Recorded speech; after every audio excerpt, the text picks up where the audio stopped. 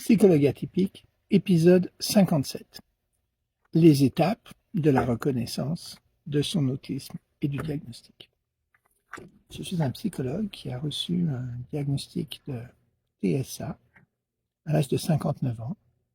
Je ne suis pas spécialiste en autisme, c'est juste devenu une de mes passions. Alors, démarche diagnostique, c'est quelque chose d'assez long et il y a des étapes. Il y a des étapes bureaucratiques, si vous voulez, médicales, institutionnelles, mais il y a aussi des étapes personnelles, des étapes psychologiques, et puis c'est de celles-là un peu que je vais parler.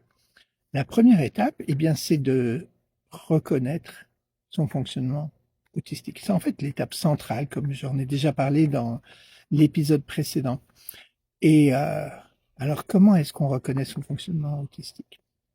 Ça peut être au détour d'un commentaire d'un ami, au détour d'une remarque, d'une hypothèse posée par un ou une thérapeute, ce qui a été mon cas personnellement à l'âge de 58 ans, ou ça peut être au terme d'une longue démarche pour essayer de comprendre qu'est-ce qui va pas avec nous et de chercher un peu partout. Et puis l'autisme devient de plus en plus visible, certains diraient même à la mode, donc on peut soi-même venir vers l'hypothèse et ensuite se reconnaître ou non dans ce fonctionnement-là. Alors évidemment, si une personne vous dit t'es autiste, même un spécialiste de l'autisme, même un psychologue, une psychiatre spécialisée, c'est pas suffisant pour encore se reconnaître comme tel. Et certaines personnes vont même pendant longtemps résister à se reconnaître comme autiste. Donc ça, c'est la première étape, et pour moi, elle est centrale parce que c'est celle-là qui va nous permettre de bien fonctionner.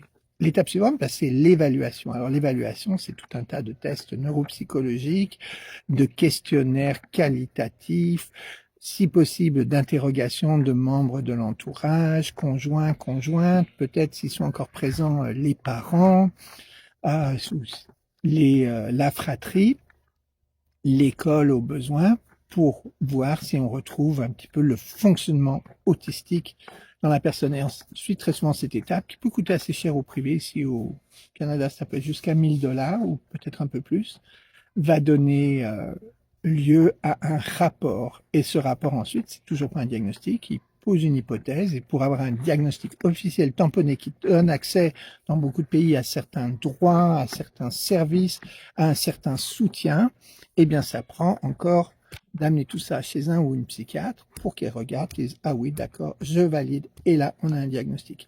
Les étapes sont très différentes, mais au final, pour toi, ce dont tu as besoin, c'est de le reconnaître. Cool, non?